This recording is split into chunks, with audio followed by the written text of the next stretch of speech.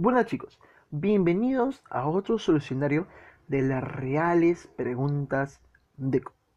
Hoy vamos a ver con mi persona, el profesor Marco Espinosa, la semana número 5, el solucionario que tiene que ver con las preguntas fotosíntesis. Sin antes recordarte que nos sigas en nuestras redes sociales para que no te pierdas ningún sorteo y ningún arte rupestre. Comencemos. La pregunta número 1 nos dice lo siguiente. La fotosíntesis es el proceso mediante el cual las plantas verdes y otros organismos autótrofos producen moléculas alimenticias complejas, ricas en energía, a partir de componentes más simples en presencia de energía lumínica. En el proceso de fotosíntesis, moléculas pigmentarias específicas capturan fotones, unidades definidas de energía lumínica.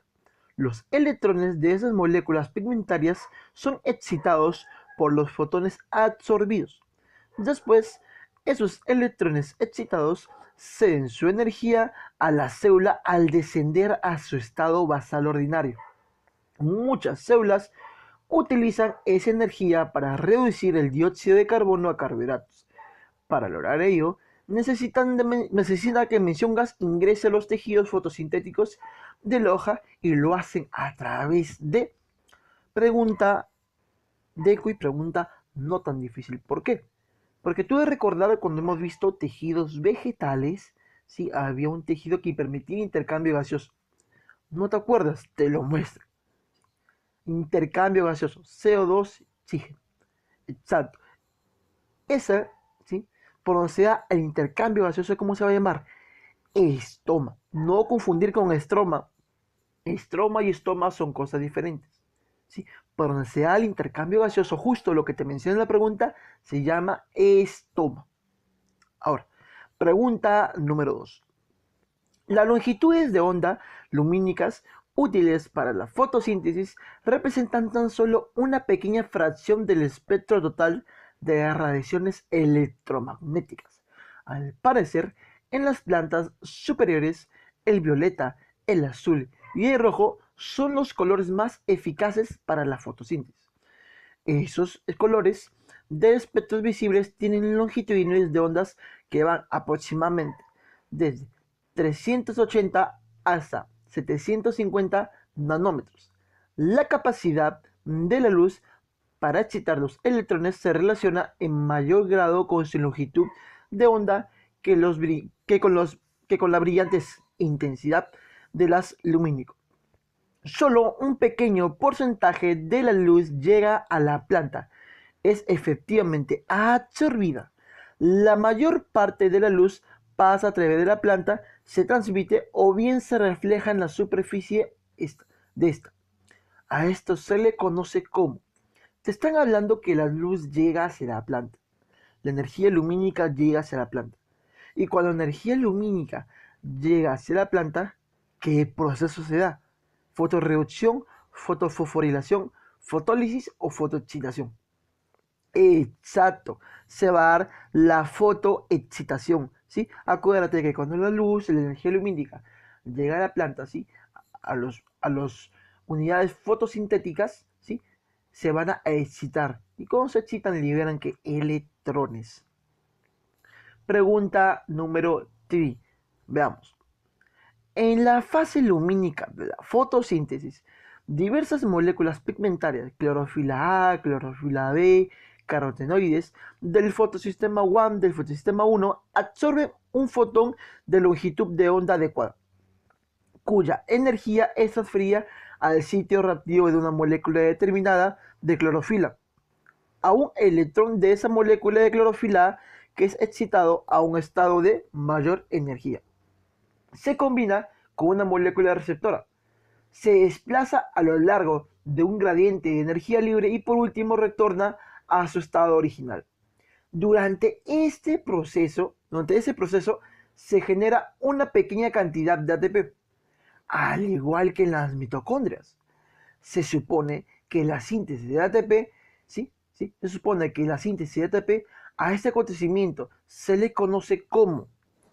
Tenemos que recordar que en la fase luminosa tenemos justamente un acontecimiento que tiene que ver con el ATP, ya que el ADP y fósforo inorgánico, ¿sí? Gracias por la ATP sintasa, se unen y sale ATP. ¿Cómo se llama ese proceso? Exacto. La fotofosforila, la fotofosforilación, conocido, fotofosforilación, siempre te genera que ATP. Pregunta número 4. En la fase luminosa, los electrones perdidos por la clorofila y aceptados por el NAP regresan finalmente a la clorofila gracias a la intervención de un segundo fenómeno lumínico, el cual se efectúa en un sistema pigmentario distinto al que realiza el primero. En este segundo fenómeno lumínico, las moléculas de clorofila del fotosíntesis del fotosistema 2 absorben luz y transfieren sus electrones excitados a un aceptor, el cual comienza a transportarlos a lo largo de un gradiente de energía hasta el fotosistema 1. De este modo, se rellena el hueco electrónico del fotosistema 1, pero se forma otro hueco en el fotosistema 2, que será llenado por... Tenemos que recordar que en el fotosistema 2 se da un evento importante, la fotólisis del agua. ¿Sí? La fotólisis del agua, ¿por la que se da? Para rellenar el hueco de qué? Del fotosistema qué? Del fotosistema 2. Entonces, dice, pero se forma otro hueco en el fotosistema 2 que estará rellenado por quién. ¿Por quién rellenado si se hace la fotólisis del agua? Exacto, por el agua.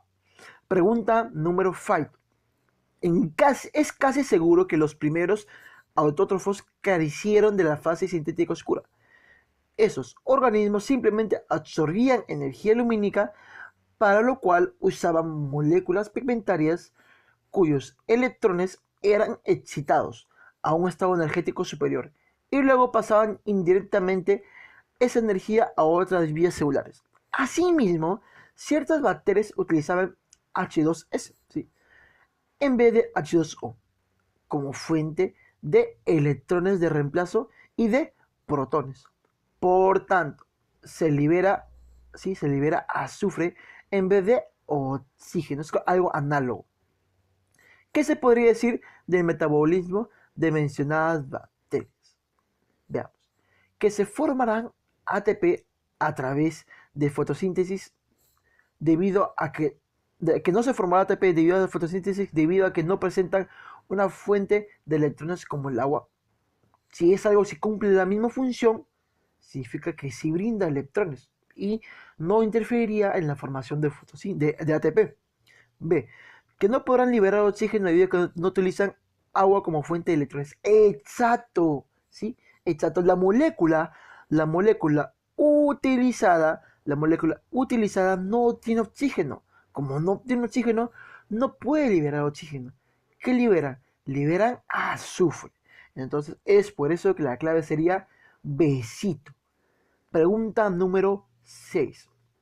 La fase oscura es la vía mediante la cual el CO2 es reducido a un azúcar. Sus componentes se localizan en el estroma del cloroplasto.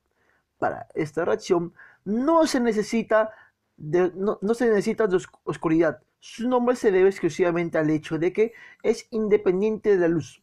Dado que el CO2 es un compuesto de baja energía, su conversión en un carbohidrato rico en energía representa un salto considerable de escala energética.